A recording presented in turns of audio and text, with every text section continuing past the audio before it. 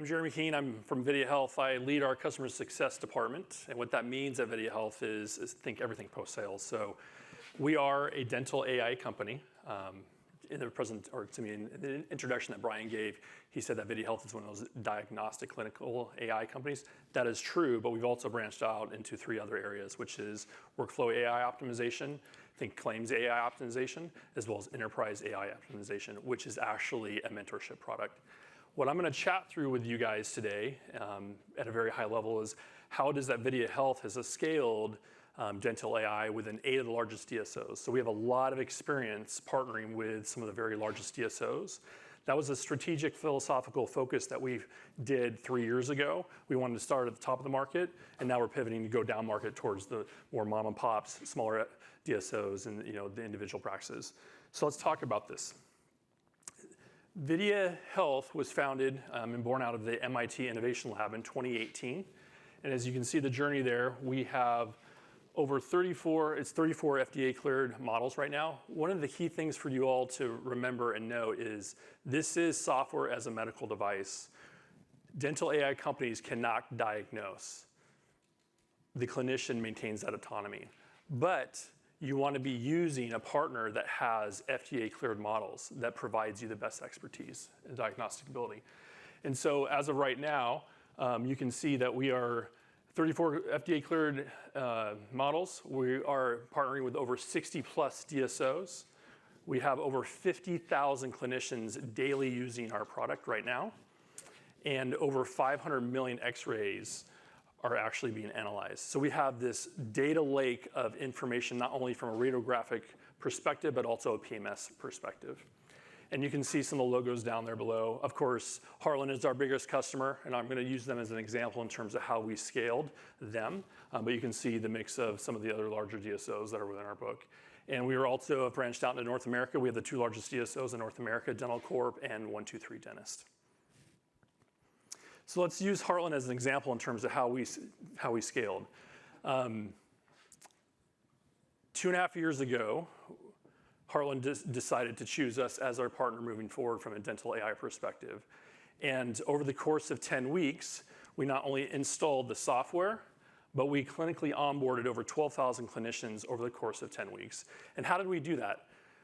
We focused on 3 key things. One is you have to have a lot of rigor, and Brian mentioned this earlier, you have to have a lot of rigor in terms of making sure that you have a project manager on our team that is driving a project plan and then methodology in terms of how you actually install a software. That's key number 1. So you guys have to go through technical discovery, and you got to go through the rigor in terms of implementing that. The second key component is clinical onboarding. And what I mean by that is that's focusing on workflow integration conversations with the clinicians at scale to make sure that they not only know how to use the product, but the why. So anybody can use a software product, but actually what you're trying to actually train them on is the why. Why is this product important to you, hygienist, you doctor, you front office individual, that is going to make you want to overcome those change management concerns? So that's a key focus, and it's part of our secret sauce, if you will, from a clinical onboarding perspective, is it's not just about the how, it's the why. And you spend a lot of time driving this in an evergreen fashion, that change management, constantly retraining, constantly focusing on the why. So within Heartland, because of that secret sauce, we have a 95% adoption rate. Now, if you think about that at scale, they are a monster, right? They have 35 regions. Every one of those regions is essentially a DSO in and of themselves. And so we're constantly chatting with them, providing them that data on a daily basis, and working with the regional leaders to drive the continuous adoption of VideaAI. Now, what Heartland has done, and the panel before touched on this, and what we call is a standard of care layer is actually now being infused within Heartland and these other DSOs. And what I mean by that is via our enterprise product, there is a mentorship layer. So let's say, for example, you're a clinician and you're overseeing actually 30 additional doctors. We have the ability now to give you data and show every single doctor what their how they are treatment planning against the AI. And so that raises the standard of care. So that the panel earlier was talking through, not only are you moving the bell curve in terms of the treatment planning is increasing because the AI annotations are actually reflecting more pathology for you actually to diagnose, you're moving the bell curve to the right also in terms of case acceptance.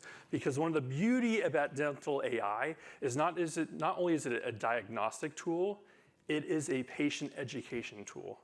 And so this is actually what's a game changer from our perspective, and we talk a lot about this in terms of the why, is hey, you not only can actually diagnose it, use it as a diagnostic ability clinician, but you can actually have the product up in the operatory, turn on the patient view, so you have a diagnostic view, a patient view, and the patient can actually begin to self-diagnose, because if you color the tooth parts, the patient's gonna see the red or the yellow, and they're gonna immediately be like, hey, what is this? I wanna talk about what that red part is. That is increasing not only treatment planning, but case acceptance. Now, a second example is the Children's Fund Zone, pediatric-focused DSO, a little bit smaller, mid-market, right? They saw 10% increase per patient, right? They also saw restorative treatment increase by 48%, which then moved into $40,000 per month more in terms of cure-not and treatment planning. One of the things that's really exciting about these clinical AI tools, and Nathan talked about this from a Planet DDS partnership perspective, is there's a lot of synergies in terms of how clinical AI can actually drive other use of other products. Cure-not is an example. So let me finish on the 3 key areas, again, that we focus on and how we scale. Number 1, if you're gonna partner with a dental AI company, you wanna be working with a team that is best in class in terms of having rigor and expertise in terms of how to implement software. The second is you wanna work with a team that is very, very strong and has clinical expertise to drive clinical adoption, clinical onboarding. And then the third piece is you want a team that has a really successful customer success team that knows how to drive ongoing customer success management in motion and bring the data into the operatories, into the regional layers that helps the DSOs drive adoption. Thank you.